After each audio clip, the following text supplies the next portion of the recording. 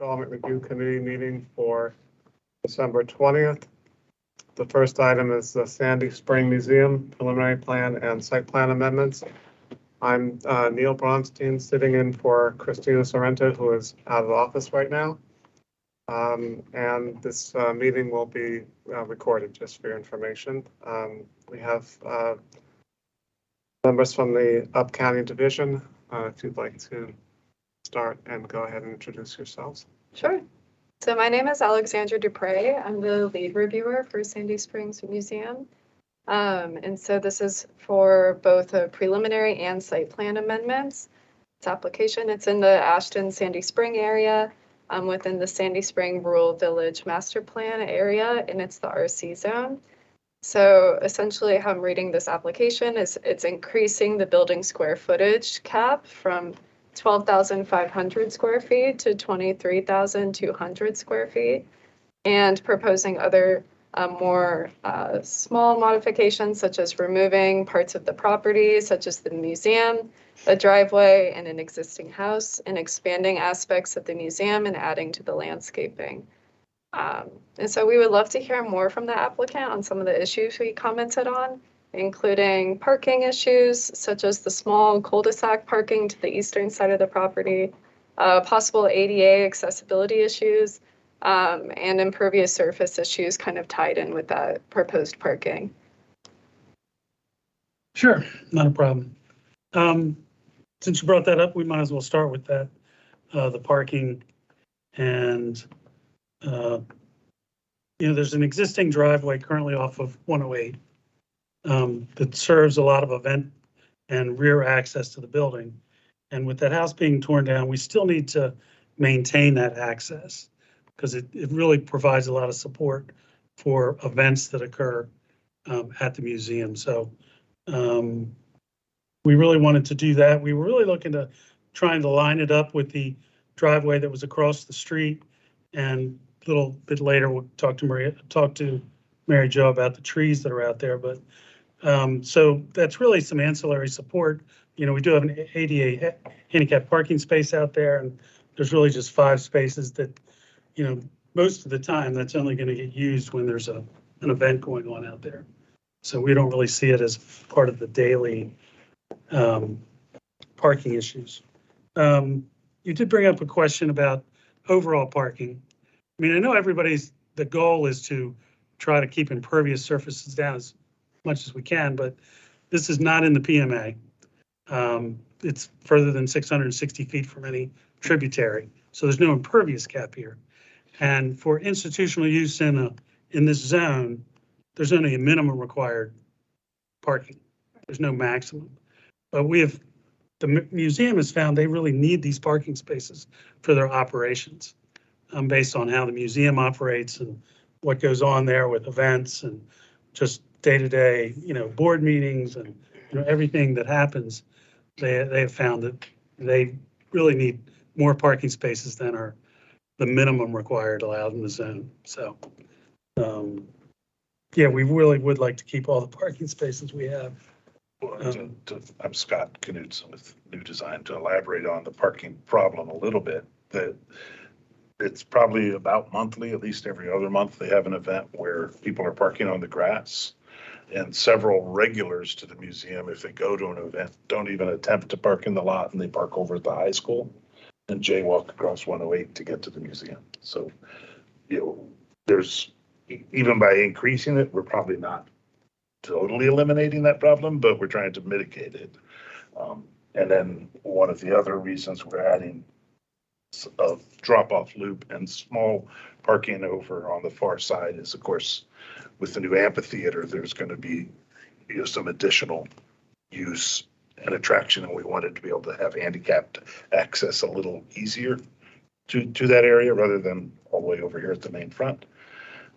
And although we're right on 108, a lot of people haven't been to the museum, don't see how to get there because the entrance is off the rustic road. And so we want to kind of open up a little bit by removing that house and have an entrance for first-time visitors with just a couple spaces for them to stop in. honestly, there's internal discussions about, well, gosh, really, we need 10 or 12 over there. But, we've tried to internally just keep it down to a small minimum so that first-time visitors or people that are setting up for outdoor events can park there and then know that there's more parking over here. Answering that. I have a follow-up. Sure. So I think that's exactly the question that we had is, this is helpful information. But this secondary parking seems so limited with 5 spaces. I think that's what you're showing. That, I don't know if that's almost counterproductive to have those spaces there and people, it's almost misleading to have that access off of 108 as being the primary road and then having a very limited number of spaces. So everybody's going to turn into that entrance thinking this is the main entrance, this is the main road, main entrance. But then there's only 5 spaces to park, whereas the largest parking area is on the side off of the rustic road. So it seems like it would be misleading for somebody using this site. I think returning visitors will know where the majority of parking spaces are, and it's really just first-time visitors. So I don't think it's a big problem, but obviously if they pull in and it's full, they can easily turn around and we'd have a small sign, saying additional parking, how to get there. I imagine. I guess we didn't show that small sign on the plan. Maybe we need to, I don't know. But yeah, I mean, it's an interesting management. Right now, I personally drove by here for 20 years without knowing how to stop, and it wasn't trying to stop, but I wanted to, and then I just kept going, So. If I may add to a comment to this, this is Atul Sharma. I'm an assistant to the Deputy Director, Robert Cronenberg.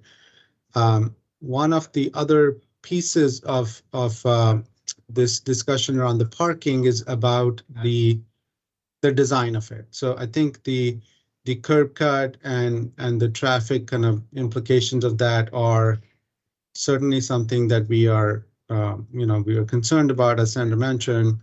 But then the other piece of this was to make sure that this entrance, if it is here, is really secondary and is secondary to the experience of using the grounds and the amphitheater. So currently, the way it is designed, it's a very, it's there. You come in from the main road, you turn in, and it presents itself full frontal. It's right there, and all the wonderful kind of landscaping and sort of design elements, such as the walkways and the sequence into the amphitheater, are kind of behind it. It's almost like the parking is the prominent design feature, and we were also wondering if there's a way to, if we must have this parking here, is there a way to make it more secondary in its design? Maybe, you come in and there are 3 or 4 sort of head-in spaces along the northern edge of the property with a little sort of turn back and exit off of it. So, and they are much more to the side and are not so sort of full on prominent display, because we think you guys are putting a lot of great investment in the landscape and the design of this project. And this is another door into the property, and sort of just trying to see what that user experience is in terms of looking at the landscape and the museum and the grounds, and trying to maybe, subdue the prominence of the parking would be something we would recommend. Paul, I don't know if you had any other thoughts to add on this topic as well. I think you hit it all. In its current design, it almost looks like the parking there is object-like, just simply because of the design of it, and the more that it could be really background, the better. So that's where we were coming from, I think. All right, we'll take a look at that. Thank you, Kevin. Hi, this is Mary Jo. If I could chime in since you're talking about that entrance in that parking lot. I know Kevin kind of alluded to it in his introduction to it. I know there's at least one very large tree and others. I'm just trying to understand the reason to change the entrance when you're going to have to impact trees to do that and not use the existing driveway, which is already there and not going to remove trees. And we're talking about the landscape and that sort of thing. And I understand you mentioned about having it line up with the driveway across the way, but if this is existing, from my perspective anyway, I think I'd rather see that it stay where it is now, Okay. if that's possible. Mary Jo, did you have a chance to go out and look at those trees? No, I have not been out there Yeah, yet. I was looking at our plan this morning. And I think we have the descriptions wrong on 14 and 15. They're backwards. The tree that we're showing to be removed is the one that's in really poor condition, although it shows it in fair condition on the chart. The two big trees out there, I think, are reversed. I'll go ahead and verify that, but that tree's in pretty bad condition. Like I'd be surprised if it leaves out in the spring. I mean, it's that bad. But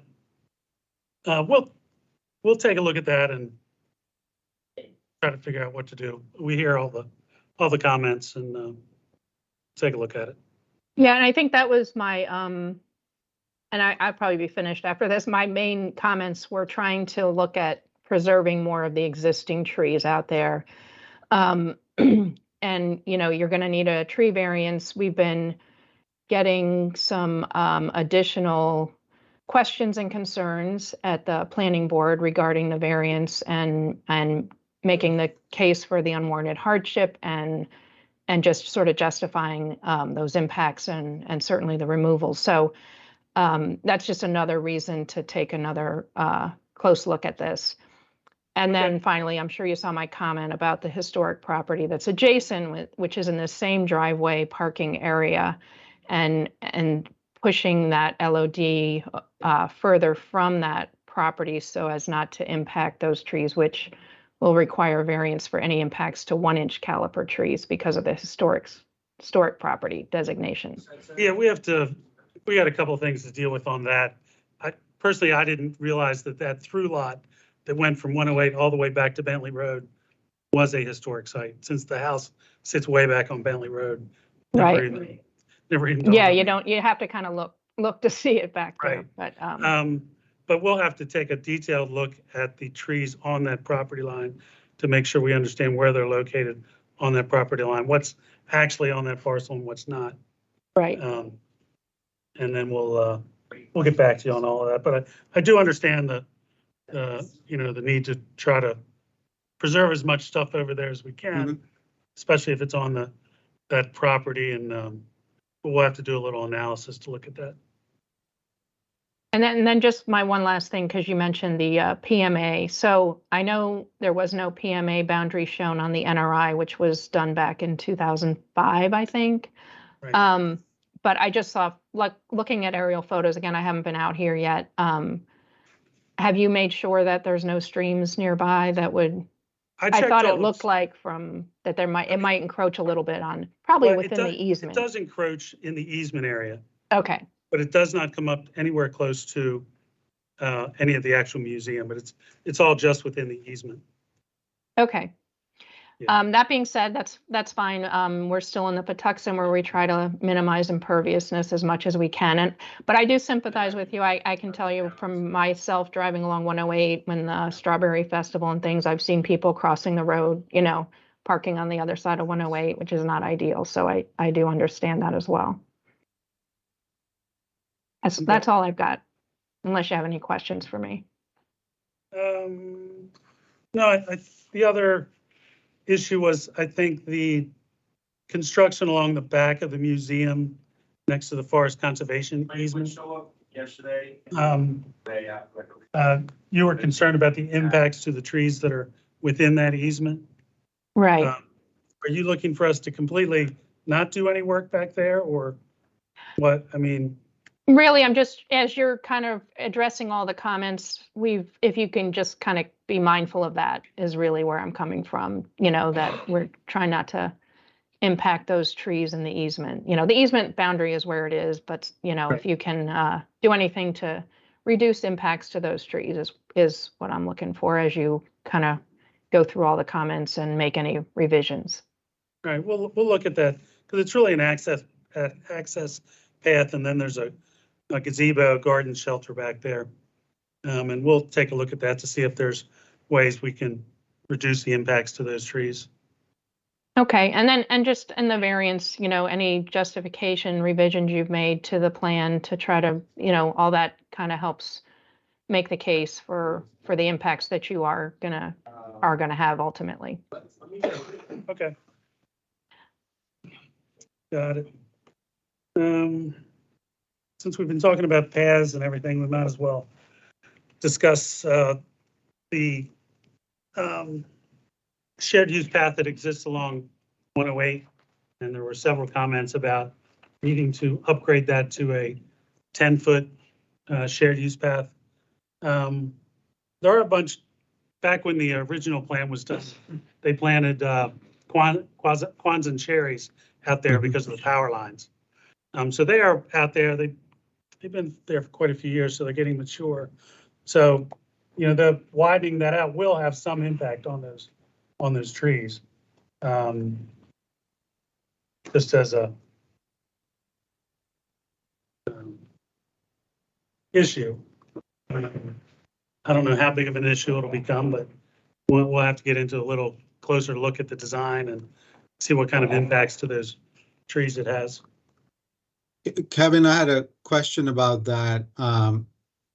Because of the location of the LOD and the property line, it wasn't clear to us whether that shared use path that exists today starts right on the property line, or if there is any space between the, if north is up between the western edge of that shared use path and the property line, because you're right in that, there are trees to the right of that, but we weren't sure where the property line was and if there was any space to extend it in the direction away from those trees that you are correctly, I think, pointing that will probably get impacted.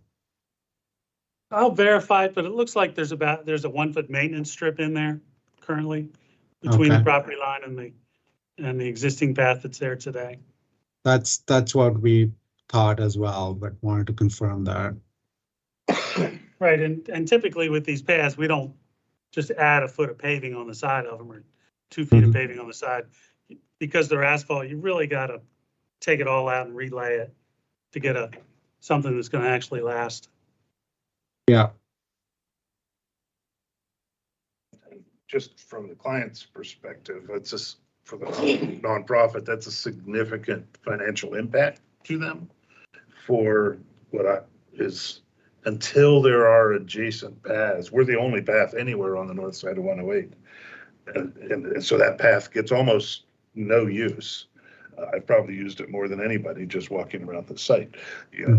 So the benefit of widening it to 10 feet until there's an extension somewhere seems very minimal to the public, but very onerous to the owner.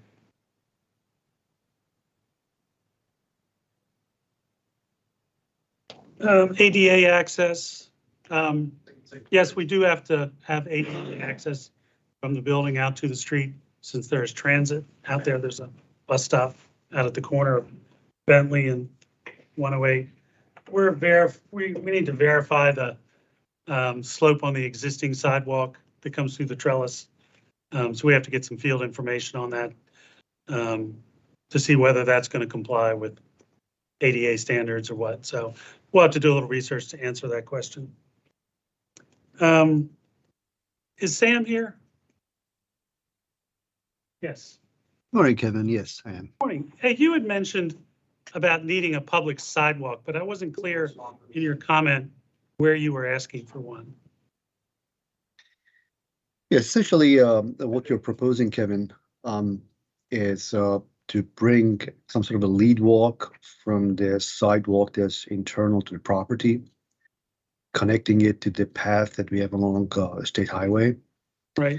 And as we all know, the portion of that lead walk that falls within the state right away, as well as the portion that falls within the truncation area, they're all within the control of the state and they are subject to their permitting. That leaves just a little bit that crosses the county right away.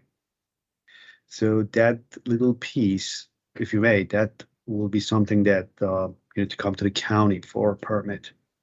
And although it has to be labeled that is maintained privately, it would be very questionable if we approve a lead walk that is non-ADA compliant. Okay. And Sam, you're talking about that little finger of the Y at the bottom of the screen, right? Right, the portion of it that is outside the truncation at all.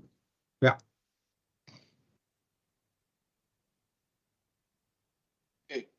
Hi, this is Roberto. So if you eliminate that, and then just use the area that's the trellis coming from the trellis for ADA compliance, would that work? Yeah, that's what we have to analyze. We would rather use the trellis as our ADA access, but we don't have enough clear field information to verify it works. So we're going to get that.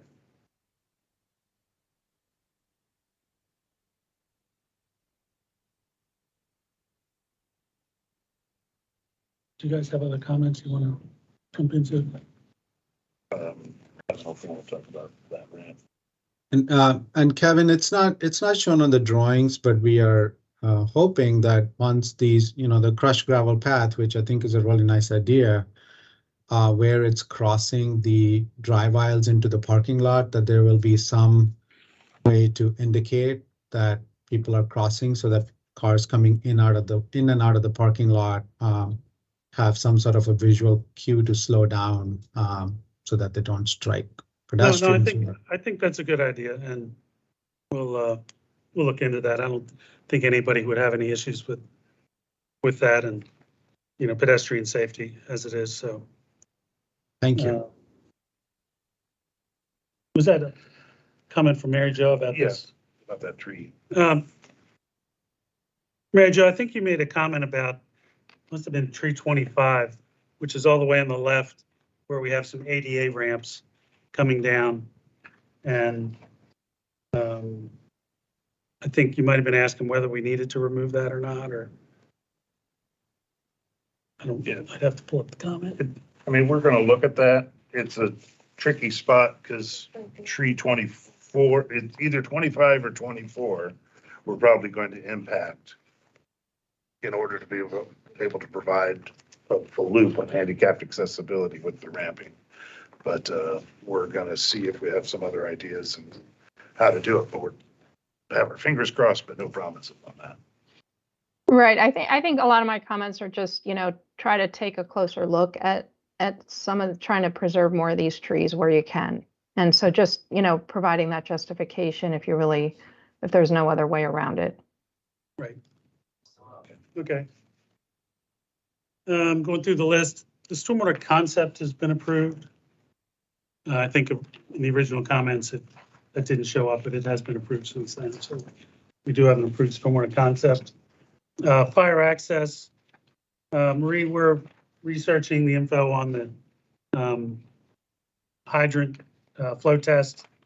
As soon as we get that, we'll take care of that. And I think we can resolve the rest of the radius and access issues that you brought up. So as soon as we get that fire flow info, we'll get it out. Okay, sounds good. Thanks. I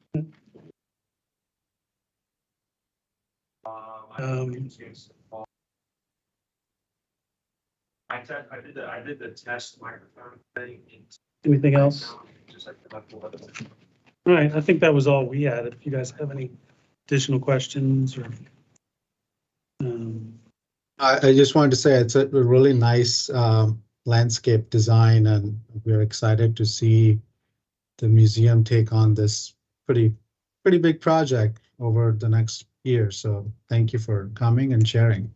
Yeah, the museum is certainly excited about, expanding what they can provide to the community, and that's what this is all about, is really providing additional opportunities for the community to use the facility. And that's what it's all about. So, yeah, thank you. And we look forward to working with you on this project. We haven't heard any major red flags. I think we can work through all these comments, and we look forward to it, to bring this forward. Yeah, definitely. So we'll start working on getting all the responses together to get them in and get this going. Sounds good. Thank you. Thank you. Thank you very much. Thank you all. Bye-bye. Thank you. We'll be back here for the next item at 10:40.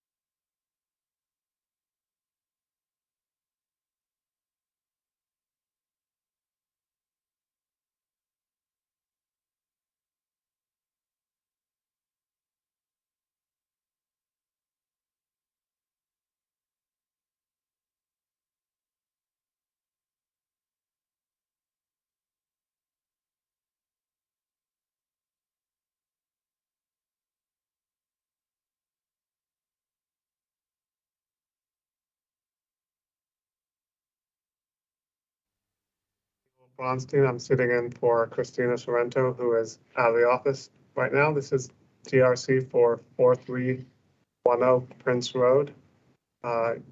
Concept plan in Up County. We have some Up County people here. Sandra or Jamie, do you want to start? Sandra, you That's start? me. Okay. Hi, good morning. I'm Sandra Pereira. I'm the Up County Regulatory Supervisor, and I'm filling in for Ryan Sigworth today, who is the lead reviewer for this application but couldn't be here today. This is a concept plan application for to create one lot for one residential unit in the RE1 zone, and the site is located just generally south of the ICC and west of Georgia Avenue. The main issues that we wanted to discuss today, or that we wanted to hear about, were the need for a variance for accessory structures in the side yard. And we also wanted to hear a little bit more about DPS well and septic comments related to water well locations and arcs. I know that the applicant has received comments from all the agencies. And so if you have any questions or topics that you'd like to discuss in addition to this two, feel free to bring those up. Thank you.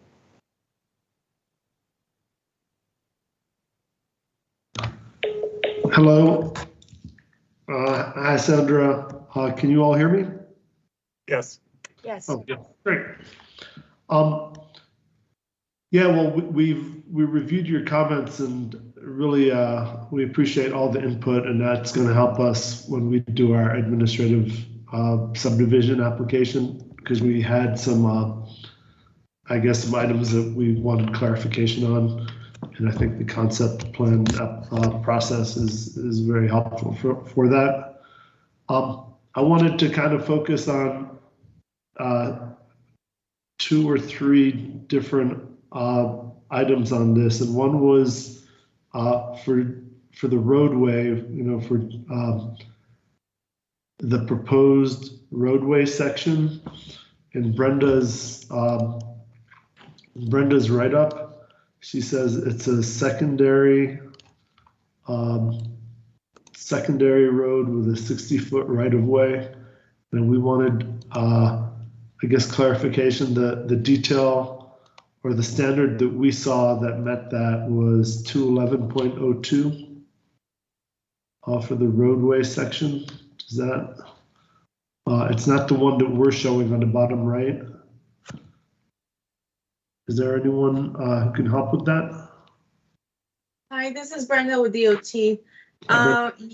Yeah, we would like to see a 6-foot sidewalk. That's not what you have provided. This is a 74-foot, so we can have someone for planning say that that will be their decision about the right of way. But at a minimum, it should be 60 feet. Okay, well. And this is Chris Van Alstyne, just echoing that. The thing that we really care about is just getting that 6-foot sidewalk and making sure that the stormwater management fits in. So if that can fit into 60, that's great. If it takes a little bit more, whatever it takes to get that to fit. We're starting to move away from these standard sections. So I do want to caveat that with complete streets, we're making this more of a context-driven approach. In this case, it's going to be the sidewalk and the existing road that drive the width of the right-of-way. This is Rebecca from DOT. I have a question. Is the street open section? It is. That's Yes. why he's using the 74 feet. So why are we going down to 60? Well, we showed Not for this- you. That's not a question. I guess it's a question for Chris and Brenda. Is like, why are we going down to 60 if it's an open section? They can get a waiver as well for the sidewalk. So we just want to make sure that, whatever is proposed, the 74-foot, if that works, is great. But at minimum, it will be the 60. But so 60 feet is for a closed section roadway. That's what I'm saying is, so if it's open section roadway, we need to use those standards. I guess the thing is, first of all, Peter, you're not going to do any kind of we're not going to ask you to do anything other than the sidewalk, so we just need to see the correct cross-section and the correct right-of-way width. Yes, and that's what we'd like guidance on, I guess. Yeah, so it sounds like we just need to see sidewalk, open section, stormwater, and the existing roadways. So whatever that takes to get that to work, that's going to guide the right of way. Okay, so I don't want to say that 60 feet is the way to go or 74 is the way to go. It's going to be dependent on fitting those features in there. okay, so the section that we did, detail 2, it's based on the survey, so it's generally accurate. It would just be, if I'm understanding correctly, that's should be fine. It just needs a 6-foot sidewalk, not a 5-foot sidewalk. Yeah, 6 feet is our current standard for sidewalk, and I'll defer on the stormwater to DOT. It seems to be tight, but I'll defer to DOT on that. So if the right-of-ways, so how much right-of-way do you have out there now? It's 50 foot currently. And, 1952, I forget the exact right date of the subdivision, but in the whole subdivision, it's Sycamore Acres is decent sized subdivision. It's all 50 feet. Okay.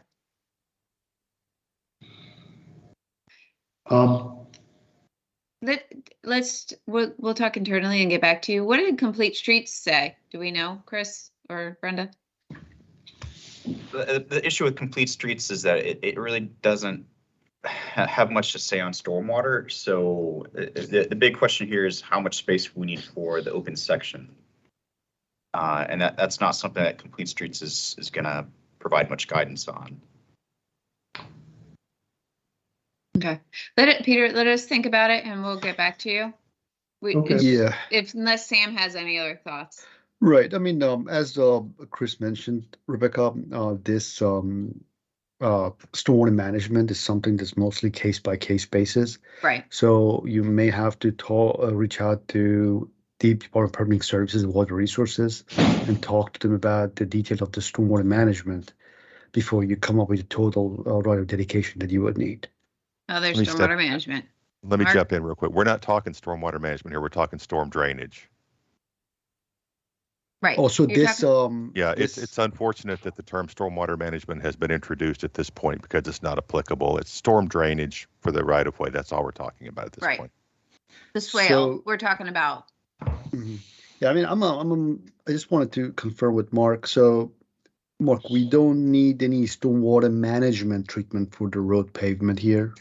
We'll handle stormwater management to the maximum extent practicable once the subdivision has been determined. We're not doing stormwater management right now, and we don't need to make sure that there is adequate room for stormwater management in the right-of-way.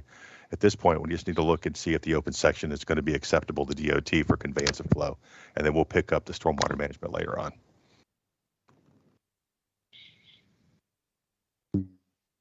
Okay, so from what I understand is you're saying that this. So Peter, based on what Mark mentioned, it seems like all we need is a drainage swale for the road at this point, and we don't have to worry about stormwater management per se. Okay. Right. So what is this? So is this what the swale is going to look like? What's on this on the? This swale that you could see in the detail is the swale that was designed way back when the context-sensitive road design standards were adopted to address stormwater management for the road itself. If we don't intend to provide stormwater management, just a V-shaped swale would do, as long as it meets the velocity, make sure it's not erosive, so on and so forth. The clear enough direction for you, Peter? But when we talk stormwater management, I'm sorry, Peter, but when we talk stormwater management, we're talking about quantity and quality. So quality we don't have to deal with. It's quantity that we have to figure out of the runoff, right, Mark? Am I wrong? I think we're getting very confused here about stormwater management. We need safe conveyance in the right of way. non-erosive, safe conveyance per DOT requirements for conveyance of flow in the right-of-way. If at the time that this thing comes to me for stormwater management review, that can be partially provided in the right-of-way through your acceptable section, we'll take credit for it, but we're not going to require stormwater management at the time of subdivision for this section. I hope I'm not being too obtuse. So quality, quantity, all that kind of stuff. Really, what we should be talking about here is, can you get an adequate DOT section, open section roadway here with the 6-foot sidewalk? If you can, and down the line we have to compensate for it on site, that's fine. As far as stormwater treatment goes, management, main thing is just looking at that section and making sure you can get it. I'm not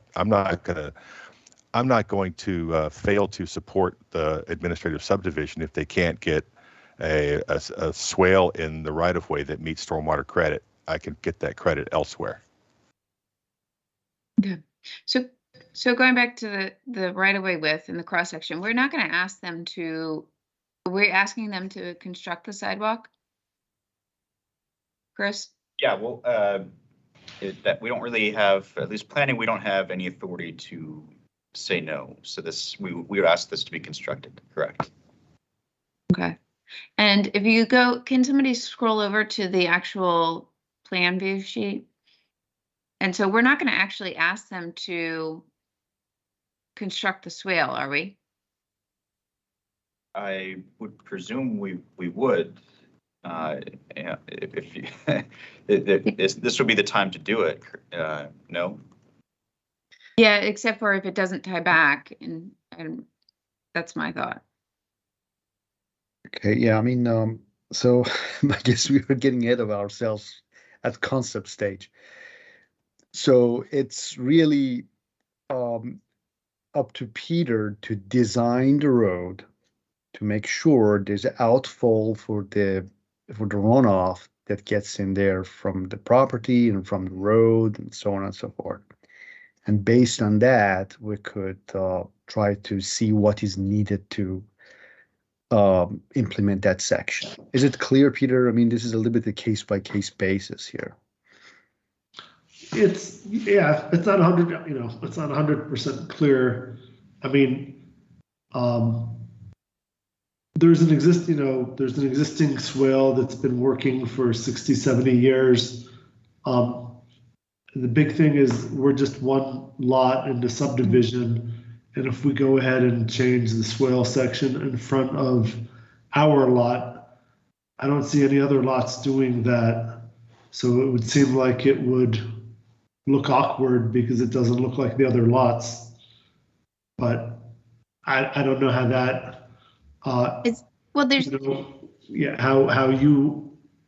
what we would be required to do, but that is kind of my thought on this. I understand that you all are obligated to require a sidewalk, but again, this whole neighborhood, there are no sidewalks.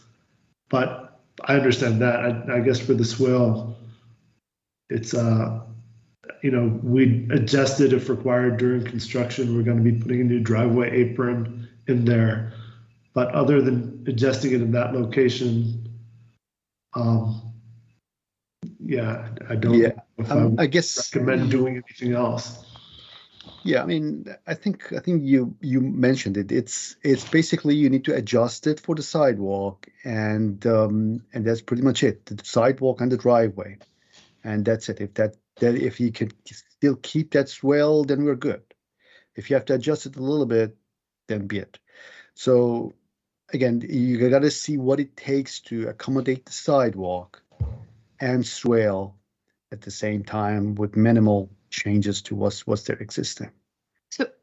So when I look at the drawing, I see there's 1, 2, 3, 4 trees that are being impacted by this proposed sidewalk.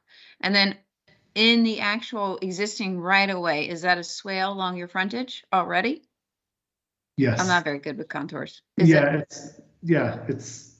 an old swale that was, the survey should be generally pretty good, but it's a swale by the side of the road that was built way back. So the question is that how do we, so if we put the sidewalk here, we can't ever really construct a sidewalk in the right of way unless those adjacent two properties come in. So do you ask them to put it where it's logically could be constructed if we decide to put a sidewalk in? Yeah, I mean, it's just a matter of showing the sidewalk on the plan, Rebecca, and design it accordingly. And then at the time of permit, if that sidewalk doesn't connect to anything else, we can grant waiver. Okay.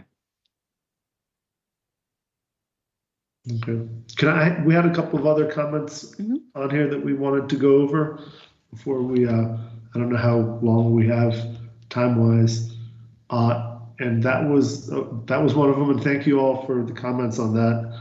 I don't know if anyone from Fire and Safety, Marie, is on or not. Yep, We I'm just, got. oh, great, Marie. So the question was on the driveway, we have shown kind of the modified DFRS, is that the right Yep. thing? Would that satisfy the requirements for this? For a turnaround. Yep. Yep. And then other than that, I think your note was to clarify where the fire hydrant is, because it's just, there's a note here, but it's not shown graphically. Well, it's not just that. There's a lot of internal debate where you're going to end up on public water versus well. If you end up, just so you are aware, should you end up on public water for whatever reason, you must locate a hydrant within 400 feet of your apron, measured as the truck travels. So coming from the back, hydrant measurement wise doesn't work. So that compounds that problem, just so you have that in your back pocket and notes. So let's see, 400 feet. But as you submitted the plan to me with wells on well water, yeah, you're fine. I just need to know that, just give me a better distance on that hydrant. Okay. Yeah, so this neighborhood, part of it has water, part of it doesn't. And the question was, I think it ends where that fire hydrant is. It ends 700 feet. That's why they put the fire hydrant there. And there's no plans to extend that water as of this time. So that being the case, then this design is generally in line with what's required, I guess, is what I'm hearing. Is that for fire department access only? Yes, you are very much ready for signature. Okay, and then I had another question. One of your note was talking about the distance from the fire, the parked fire vehicle to the house. It was, we seem to be okay with that, right? Yeah, so from I don't remember what your BRLs are on this site. Are any of them less than 15 feet? None of them are less than 15 feet. Then yeah, no, you're sitting pretty. We're good. Just make sure you show that to me when you submit for your approval. Okay, great. And after these concept plan notes and everything, we'll just be coming back with administrative subdivision, sometime early next year, hopefully. Just make sure you send that to me via email. That's how you'll get your approval rather than e-plans. Okay. Yep. Great. Thanks, Marie. And then the last one we kind of wanted to just touch base on was with Heidi or whoever, if someone from Well and Septic is in on this, to make sure I think we have our bases covered. We didn't show, I guess I didn't show the 3 circles for the possible well locations because it was making the plans look a little more difficult to read. But I understand that we need to show 3 well locations 50 feet apart, and within the constraints for 5 feet passing the property line. And we were getting that to work before. We just didn't show it here. So is anyone from Well and Septic on? Yeah. Hi, Peter. It's Heidi here. Hi, Heidi. Okay. Yeah. So correct. So you need an initial and 2 replacement well sites with 50-foot separation between them. If you are going to go, if the well arcs are going to extend 5 feet beyond the property line, you can request a waiver. However, my concern here was that there are septic systems that you will need to show, and I can send me an email and I'll send you the records. There are septic systems on both of the adjacent lots that come very close to the property line. So I had some concern with placing the other well sites. Okay. Once Yeah, we if we see have that- them in our records, you'd given them, you know, on the front lot that's all soon to go, you know, be worked on Holly Ridge Road. We showed all that. So we have that information. There's also, I just noticed, and this might just be illustrative, but there's a what appears to be a stormwater dry well within 100 feet to the well. So any stormwater management device has to be 100 feet from the initial well site and then 50 feet from alternate well sites. Okay, oh, interesting.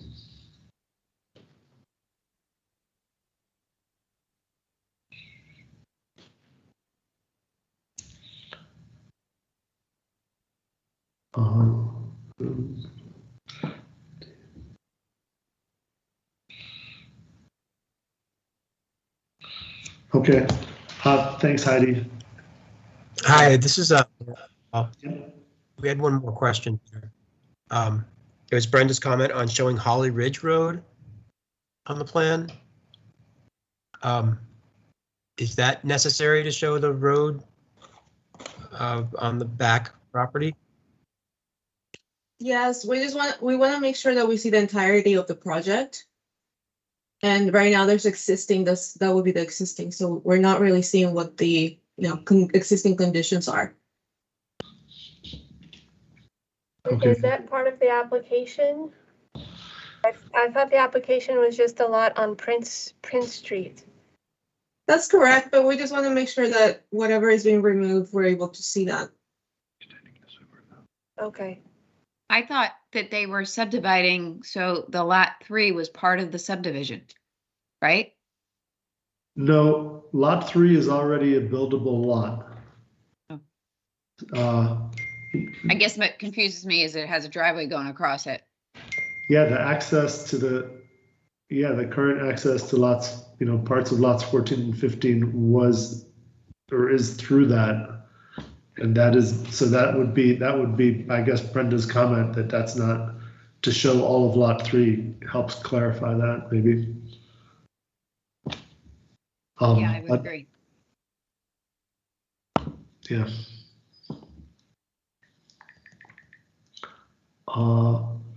So I think those were kind of, it's not like we appreciate all the other comments, but those were the three items that we submitted to concept plan just to get more clarification on, and we appreciate that. If there's any other comments that you all have for us that we haven't mentioned, it'd be interesting to hear that. But otherwise, I think, the environmental comments for the NRI FSD enforced conservation plan will be working with Mike Norden, and it's already some preliminary plans have been submitted. So I think we're on top of that. But if there's anything else that you all think we should know, please let us know. Yeah, I think on our end, you've covered everything we wanted to discuss, so we don't have anything else at the moment. Okay. Well, okay. Thank you. We appreciate you taking the time to go over these, to go over the application and make the comments. And I think it'll make an admin subdivision application smoother, hopefully. Thank you so much. Okay. Bye-bye. Thank you, Peter.